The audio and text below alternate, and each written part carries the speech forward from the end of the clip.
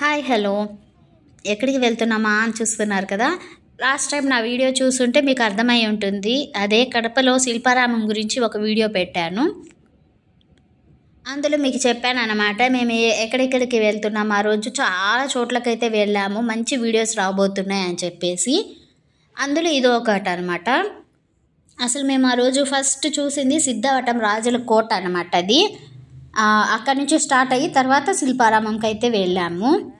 కానీ నేను ఫస్ట్ మీకు శిల్పారామం చూపించిన తర్వాత సిద్ధవటం కోట అయితే చూపిస్తున్నాను. చాలా అంటే చాలా పురాతనమైన కోట అనమాట. ఇది చాలా బాగుంది. నేను ఇట్లాంటివి చూడడం నేను ఇదే ఫస్ట్ టైం అనమాట. ఇదిగోండి ఎంట్రన్స్ నుంచి చూపిస్తూ ఉన్నాను మీకు. ముందు మేము అక్కడికి శిల్పారామం ఎవరైనా చూడని వాళ్ళు ఉంటే డిస్క్రిప్షన్లో ఇస్తాను, చూసేయండి.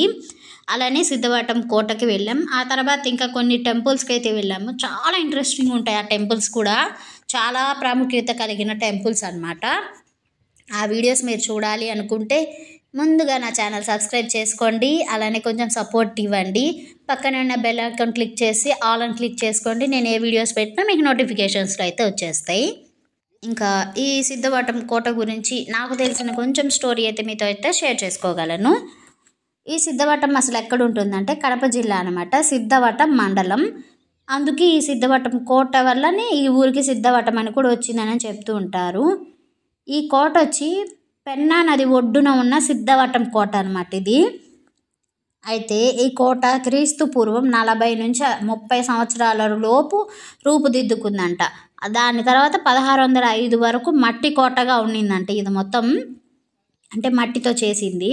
అయితే తర్వాత మళ్ళీ ఇది రాజులు కోటగా మార్చారనమాట. అంటే రాజుల కోటగా కట్టబడింది అనమాట. అయితే దాదాపు 18 మంది రాజులు కోటను పరిపాలించారంట అండి. ఈ కోటని 18 మంది రాజులు అంటే చిన్న విషయం కాదు కదా. అలా 18 మంది ఈ కోటనైతే పరిపాలించారు. అయితే ఇది వచ్చి 36 ఎకరాలలో ఉంటుందంటే ఈ కోట అంత పెద్ద ప్లేస్ అనమాట. 36 ఎకరాలంటే ఇక మీకే తెలుస్తుంది ఎంత పెద్ద ప్లేస్ అనేసి. అయితే ఈ కోటకి తూర్పున పడమరన ముఖద్వారాలు అయితే ఉంటాయి. అంటే 2 వైపుల ముఖద్వారాలు ఉంటాయి, తూర్పు పడమర. అయితే నేను మీకు స్టార్టింగ్లో ద్వారం చూపించాను కదా, అక్కడ గరుత్మంతుడు ఒకవైపు, ఆంజనేయ స్వామి ఒకవైపు కనిపిస్తారు. పైన వచ్చేసి నాట్య భంగిమలు ఉంటాయి కదండి, అలాంటివి కనిపిస్తూ ఉంటాయి అన్నమాట. ఆ గోపురం మీకు చూపించేది ఇప్పుడు.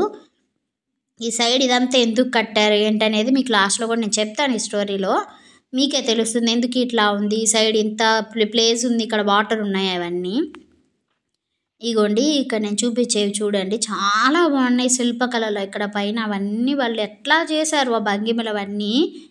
ఇదిగోండి నేను చెప్పిన ద్వారం స్టార్టింగ్లో ఒకవైపు ఆంజనేయ స్వామి, ఒకవైపు గరుత్మంతుడు అయితే ఉంటారనమాట.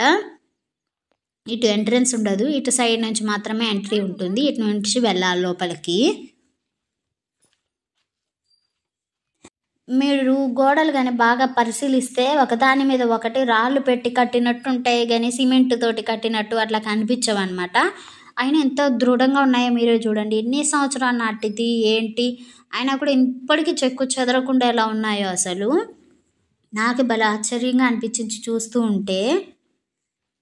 మీరు ఎప్పుడైనా అటువైపుగా వెళ్తూ ఉంటే మాత్రం ఒక్కసారి సిద్ధవటంకి వెళ్ళినప్పుడు చూడండి, చాలా బాగుండింది ఇది. అందుకే మీకు తెలుస్తుంది అయితే నేను వీడియో అయితే చూపిస్తూ ఉన్నా. అయితే ఈ కోట చుట్టూ దాదాపు 18 బురుజులు ఉంటాయంట అండి. ఈ కోటను రక్షించడానికి అవి పైన కట్టేసి ఉన్నారు. పైన ఉంటే మీకు చూడాలనుకుంటే పైకి వెళ్ళి చూడొచ్చు. మీకు చూపిస్తాను అది కూడా ఎట్లా వెళ్ళాలనేసి. నేనైతే వెళ్ళలేదు, మీకు చూపిస్తాను ఎలా వెళ్ళాలని. అయితే ఈ కోట చూడడానికి స్క్వేర్ షేప్లో ఉంటుంది అనమాట. మీకు గమనిస్తున్నారా, స్క్వేర్ షేప్లో ఉంటుంది. అయితే వెనక సైడ్ మాత్రం పెన్నా నది ఉందంట. ఎందుకంటే శత్రువులు అక్కడి నుంచి రాలేరు కాబట్టి, ఇక మిగిలిన 3 సైడ్ల నుంచే రావాలి కాబట్టి వాళ్ళు అలా గోడ పక్కన పెద్ద గుంతలు తవ్వారు, నీళ్లు పారేలాగా చేశారు. మీకు బయట నేను ఒకటి చూపించి చెప్తానన్నాను కదా, అదే అనమాట. అక్కడ గోడ కట్టేసి, అక్కడ పెద్ద గోడ కట్టి అక్కడ నీళ్లు పారేలాగా చేసి ఆ నీళ్ళల్లో మొసళ్ళని వదిలేరనమాట. అంటే ఒకవేళ ఆ గోడ కూడా దూకి రావాలనుకుంటే ఆ నీళ్ళలో ఎలాగైనా వస్తారు కాబట్టి ఆ నీళ్ళలో మొసళ్ళని వదిలేరు. అలా శత్రువుల నుంచి వాళ్ళు దాక్కోవడం అంటే అట్లా కట్టుకున్నారనమాట, పైకి రాకుండా ఉండడానికి. ఎంత తెలివో చూసారా అసలు. అందుకని అక్కడ అలా కట్టారు. ఇంక ఇక్కడ నుంచి లోపలికి చూపిస్తున్నా. నేను 36 ఎకరాలు మీకు చూపించాలంటే ఈ వీడియో కాదు కదా, ఇంకా చాలదు అసలు. నేను కొంచెం మాత్రమే చూపించాను. ఇంకొక చూపించాలి, సొరంగ మార్గం కూడా ఉంది. అవన్నీ చూపించాలంటే మనల్ని అలౌ చేయరు. ఏదో పెద్ద పెద్ద యూట్యూబ్ ఛానల్స్ వాళ్ళని లేదా న్యూస్ ఛానల్స్ వాళ్ళని అయితేనే చూపిస్తారు, కానీ మనకి అలౌ చేయరు కదండి. అలా సొరంగ మార్గం అంటే ఏదో పెద్ద సొరంగం కాదు, చిన్న సొరంగం పెన్నా నదికి వెళ్ళిపోతుంది అనమాట. చిన్న మెట్లులా కట్టేసి లోపలికి పెట్టున్నారు. అక్కడి నుంచి లోపలికి వెళ్తే నది కనిపిస్తుందంట. ఆ వ్యూ కూడా చాలా బాగుంటుంది. అయితే అప్పట్లో సంగీతానికి ఎక్కువ ప్రాముఖ్యత ఇచ్చేవాళ్ళు కదా, అది మనందరికీ తెలిసిందే, సినిమాల్లో చూస్తూనే ఉంటాం కదా. అందుకనే మీరు ఎక్కడ చూసినా స్తంభం మీద వీణ ఉండి సింబల్స్ ఉంటాయి కదా, అట్లాంటివి కనిపిస్తూ ఉంటాయి. అప్పట్లో రాజులు స్నానం చేయడానికి పెన్నా నదిలోకి వెళ్తూ ఉండేవాళ్ళు అనమాట. అందుకే నేను చెప్పాను కదా స్వరంగ మార్గం ఉంటుంది అని చెప్పేసి. ఆ స్వరంగ మార్గంలో నుంచి లోపలికి వెళ్ళి చూసేవాళ్ళు అనమాట. నేను అందుకే చూపించలేకపోతున్నాను, అది చూపిస్తే చాలా బాగుండు. అలాగే ఇక్కడ రంజాన్కి, బక్రీద్కి, పండగలకి ఇక్కడికి వచ్చి వెళ్తూ ఉంటారు. ఇక్కడ దర్గా కూడా వాళ్ళు కోట కట్టినప్పుడు వాళ్ళు అంటే రాజులు పరిపాలించేవాళ్ళు ముస్లిమ్స్ అయినప్పుడు వాళ్ళు ఇలా కట్టారనమాట. ఎవరు కట్టారో కూడా చూద్దాం. అది 18 మంది పరిపాలించారు అని అన్నాను కదండి. అందులో అందరికన్నా ఎక్కువ పేరు వచ్చింది ఎవరికి అంటే శ్రీకృష్ణదేవరాయలు అల్లుడు ఉన్నారు కదా, వరదరాజుల వారికి మాత్రం ఎక్కువ పేరు వచ్చిందంట. ఆ తర్వాత ఎవరికైనా అనమాట. అంత బాగా పరిపాలించారు అనేది ఎవరు అంటే వరదరాజుల గారికే వచ్చింది. అయితే దాని తర్వాత ఔరంగజేబు కూడా కమాండర్గా బీర్ జూమ్లా చేతిలోకి వచ్చిందనమాట ఈ కోట. ఆయన వచ్చిన తర్వాతే నవాబుల ఆధీనంలోకి వచ్చింది కాబట్టి ఆ నవాబుల చేతిలోనికి వెళ్ళినప్పుడు ఇక్కడ ఉన్న మసీదులన్నీ కట్టించారంట. మీరు ఇక్కడ గమనిస్తూ ఉంటే కొన్ని మసీదులు అవన్నీ కనిపిస్తూ ఉంటాయి. ఇక్కడ మీరు గమనిస్తే ఇక్కడ సమాధులు కూడా ఉన్నాయి అన్నమాట. ఇక్కడ రాజులు ఉండడానికి భవనాలు కూడా నిర్మించుకున్నారు. ఇదిగోండి మీకు కనిపించేది ముస్లిమ్స్కి సంబంధించి. నాకు కొంచెం క్లారిటీగా తెలియదండి, నేను దాన్ని ఏమనాలి అంటే దర్గా అనాలో ఏమనాలో నాకు క్లారిటీగా తెలీదు, సారీ తప్పు చెప్పుంటే మాత్రం. ఇంకా ఇక్కడ ఇట్లాంటివన్నీ కొంచెం కొంచెం పడిపోయి ఉన్నవి కూడా ఇక్కడ కనిపిస్తూ ఉన్నాయి చూడండి. ఈ సిద్ధవటం కోటను మౌలీల దగ్గర నుంచి మొదలుపెట్టి ఈస్ట్ ఇండియా కంపెనీ, బ్రిటిష్ వారి వరకు పరిపాలించారండి. అందుకే 18 మంది అయ్యారు. అందులో భాగంగానే నవాబులు కూడా పరిపాలించారు అనమాట. ఆ నవాబులు పరిపాలించినప్పుడు పెట్టిన మసీదులు ఇవన్నీ మీకు ఇందులో కనిపించేది. ఇంకా చాలా ఉన్నాయి, మీకు చూపించాలండి. మా ఆయన చూపిస్తున్నారు చూడండి. అట్లా నేరుగా వెళ్తే ఇంకా అక్కడ చాలా ప్లేస్ ఉంది. ఇంకా అక్కడ మసీదులు చాలా ఉన్నాయి. అక్కడికైతే అసలు మనకి తలుపులు వేసి ఉంటారు, మనకు అలో ఉండదు. కానీ బయట నుంచి కూడా ఎందుకులే అని మేము చెప్పాను కదా, మేము చాలా ప్లేసెస్కి వెళ్ళాము ఆ రోజు.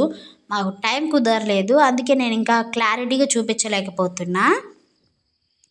ఇదైనా నేను ఎప్పుడు చూడలేదు అని చెప్పేసి లోపలికైతే వచ్చామన్నమాట. చాలా పీస్ఫుల్గా ఉండిందండి మైండ్. అసలు ఎంత బాగుండింది ఈ ప్లేస్ మొత్తం. ఎదుగుండి నేను బురుజు అని చెప్పాను కదా, వాళ్ళు వెళ్తూ ఉన్నారు కదా, అదేనండి పైకి వెళ్ళే బురుజులు చూడడానికి. వాళ్ళు అంటే ఎవరు రాకుండా చేయడానికి అట్లా పైన కట్టారనమాట. ఎవరైనా వస్తున్నారా లేదా గమనించడానికి పెడుతుంటారు కదా సినిమాల్లో, సేమ్ అదే. అలా పైకి వెళ్ళి చూడాలన్నమాట మనం. ఇక్కడ మీరు గమనించినట్లయితే మనం సినిమాల్లో చూపిస్తూ ఉండేవాళ్ళు ఇక్కడ నాట్యం ఆడుతుంటే ఇక్కడ రాజులు కూర్చొని చూస్తూ ఉండేవాళ్ళు అని చెప్పి నాకైతే అదే గుర్తొచ్చింది. చాలా బాగా అనిపించింది, నేను ఎప్పుడు చూడలేదని చెప్పి. మీరు గమనించండి అసలు ఒక్కొక్క స్తంభం మీద ఒక్కొక్క శిల్పకళ చూడండి, అసలు ఎంత బాగా చెక్కారో. ఇదే నేను చెప్పింది, మొసలిలను వదిలారు పక్కన పెద్ద గోడలు కట్టేసి అని, ఇవే అనమాట. ఎంత తెలివో కదా, అక్కడ నుంచి శత్రువులు రాకుండా ఎంత బాగా కట్టారో. నాకు బాగా అనిపించింది ఈ కోటను చూడడం.